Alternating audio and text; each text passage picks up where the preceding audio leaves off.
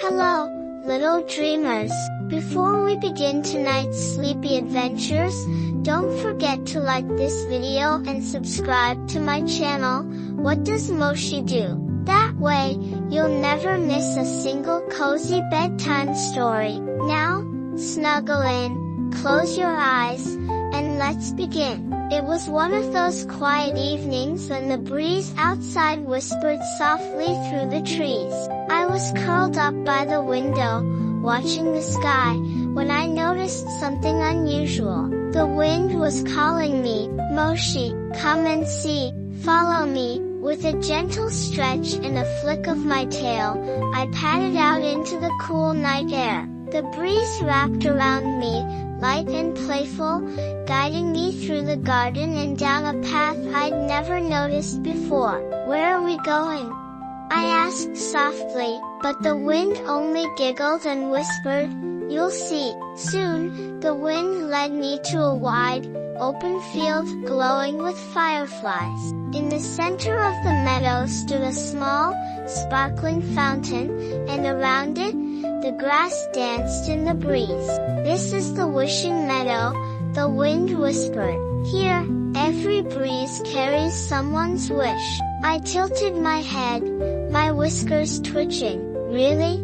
People send you wishes?" The wind spun in a slow, sleepy circle. "All the time, and we keep them safe until the stars are ready to make them come true." I thought for a moment and decided to make a wish of my own. I closed my eyes and wished for peaceful dreams for every little listener tonight.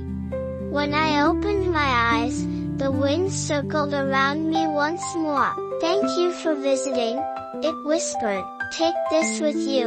A tiny feather floated down and landed in my paw. Whenever you hear the wind at night, remember the wishes it carries, and your own. I tucked the feather gently behind my ear and looked up at the twinkling stars, feeling perfectly at peace. The wind gave me one final swirl as I padded back home. "Good night, Moshi," it whispered softly. "Good night, wind," I replied. Back in my favorite spot, wrapped up on my cozy pillow, I listened as the wind's song carried on through the night. And just before sleep took me, I remembered my wish. Maybe tonight, it's already coming true. And now, it's time for our next sleepy adventure, Moshi and the Whispering Wind. It all started with a glow. I was gazing out the window, watching the night settle in, when a soft golden light floated by. It wasn't a star, or a firefly, but something else entirely, a lantern. It drifted slowly past my window, as if inviting me to follow. I couldn't resist. With a quiet stretch and a purr, I padded out into the cool night air, watching the lantern bob gently ahead. "Where are you going?" I asked softly. The lantern flickered, as if it understood. "Come see," it seemed to say. I followed the glowing light down the garden path, over the hill, and through the meadow, until we reached the tallest tree, and there, hanging from the branches, were dozens of other lanterns, each one glowing softly like tiny suns. Before I could even wonder how, the lantern I'd been following floated higher, and then I noticed, a shimmering path of lanterns stretched into the sky. "Are we going up?" I whispered, and up we went. At the end of the path was something I never expected, a lantern festival in the sky. All around me, lanterns of every shape and size floated gently, filling the night with a soft golden glow. Little clouds drifted between them like pillows, and the stars twinkled brighter than ever. Friendly cats, bunnies, owls, and even tiny mice floated peacefully alongside the lanterns, each holding their own light, sharing quiet smiles. "Welcome, Moshi," an old owl hooted softly. "We light the lanterns for the dreamers below, so their wishes can shine all night long." I felt so lucky to be part of something so beautiful. As the festival carried on, I was handed a lantern of my own. "Make a wish," the owl said. So I did. I wished for you, little dreamer, that tonight, your dreams would float gently like lanterns, glowing safely all through the night. I released my lantern into the sky, watching as it joined the others, twinkling softly over the sleeping world. When it was time to go, the same golden lantern guided me back home. I climbed into my favorite spot by the window, and as I curled up to sleep, I could still see the lanterns glowing faintly above the clouds, and I knew they'd be there, keeping watch over dreamers like us. And now, it's time for our next sleepy adventure, Moshi and the Sleepy Sea Voyage. It was just before bedtime when I spotted something unusual. A tiny sailboat bobbing gently at the edge of a small pond in the garden. Its little sail glowed under the moonlight, and tied to its mast was a note that read, "For Moshi, come aboard for a sleepy sea voyage." Of course, I couldn't resist. With a soft purr and a wiggle of my whiskers, I stepped aboard. The boat set off on its own, drifting quietly away from the shore and into the night. The water sparkled around us, smooth as glass, and the only sound was the gentle splash of waves against the sides of the boat. As we sailed farther, I noticed the water wasn't ordinary water anymore. It shimmered like liquid starlight, reflecting the night sky perfectly. Little glowing fish swam beneath us, blinking softly like fireflies. The air smelled salty and sweet, like warm ocean breezes mixed with fresh cookies. In the distance, I could see glowing islands floating peacefully on the horizon. Some were shaped like pillows, others like soft blankets. "Where are we going?" I whispered. The boat creaked gently, as if to say, "Wherever your dreams take you."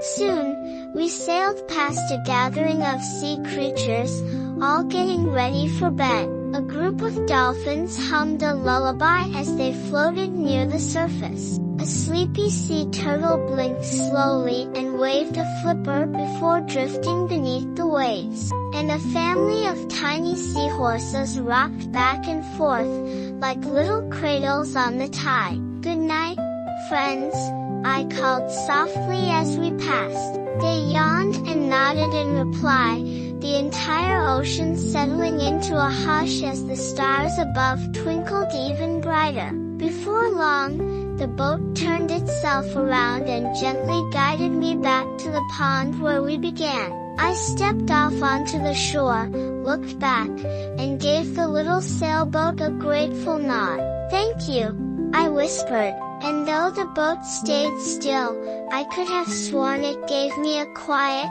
sleepy wink. Back inside, I curled up in my softest blanket and thought of the shimmering water, the sleepy sea creatures, and the magical little boat waiting out there, ready for the next dreamer. Maybe tomorrow night, I thought as my eyes began to close, we'll set sail again. And with that, I drifted into dreams as calm and quiet as the sleepy sea itself. And now, it's time for our next sleepy adventure, Moshi's Hidden Garden. One afternoon, as the golden sunlight poured through the window, I noticed something strange behind the bookshelf. There, in the corner, almost hidden by dust and shadows, was a tiny wooden door. It was no bigger than my paw, with a tiny knob and delicate carvings of vines and flowers. How long has that been there? I wondered aloud. Without thinking, I gave it a little push, and just like that, It opened. On the other side was a soft glowing path, lined with tiny lanterns and petals that shimmered like stars. So of course, I followed. Beyond the door was a hidden garden unlike anything I'd ever seen. The air smelled like fresh lavender and honey. Flowers of every color swayed gently, even though there was no breeze. But the most magical thing of all, the flowers sang. Soft, humming lullabies drifted through the garden, each blossom adding its own quiet tune, as if the whole garden was tucking itself in for a nap. I padded softly down the path, not wanting to disturb a single note. As I explored, I met the garden's caretakers, tiny creatures with wings like leaves and eyes that sparkled like morning dew. "Welcome, Moshi," they whispered. "We keep the garden peaceful for dreamers like you." They showed me cozy nooks filled with cushions made of petals and trees with branches shaped like hammocks. One of them even offered me a cup of tea made from the garden's sweetest blooms. We sat quietly together, listening to the lullabies and watching the sun slowly set behind the tallest blossoms. As the sky darkened and the first stars appeared, the tiny creatures led me back to the little wooden door. "Visit anytime you need a place to rest," they whispered. I promised I would, and as I stepped back into my own room, I looked behind me, but the door had already disappeared. That night, as I curled up on my pillow, I thought of the hidden garden, the singing flowers, and the new friends waiting somewhere behind that tiny door. Maybe the garden only appears when you're truly ready to rest, I thought sleepily, and with that, I closed my eyes, listening for the faintest hum of a lullaby drifting through the night.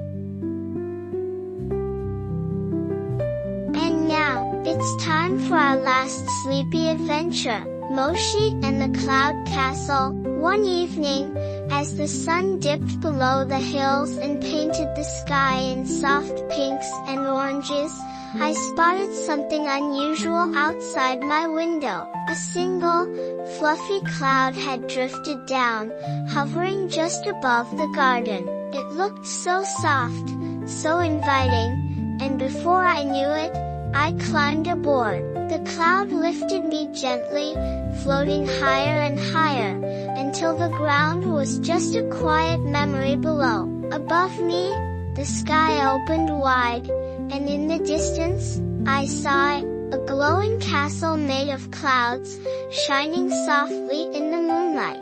The cloud carried me right to the front gates, which shimmered like silver mist. Inside, everything was soft and glowing. Walls of white cotton, floors like marshmallows, and glowing chandeliers made of twinkling stars. And waiting for me at the top of the tallest tower was the Cloud Queen. She wore a crown made of raindrops and spoke in a voice as soft as the breeze. "Welcome, Moshi," she said kindly. "We watch over the dreams of all who sleep below." The Cloud Queen showed me the dream room, where clouds carried the sweetest dreams down to the world below. "Every night," she explained, "we send gentle dreams to those who need them most." I watched as little puffs of cloud, each carrying a tiny glowing dream, floated gently through the sky. I wondered if maybe one of them was heading to you.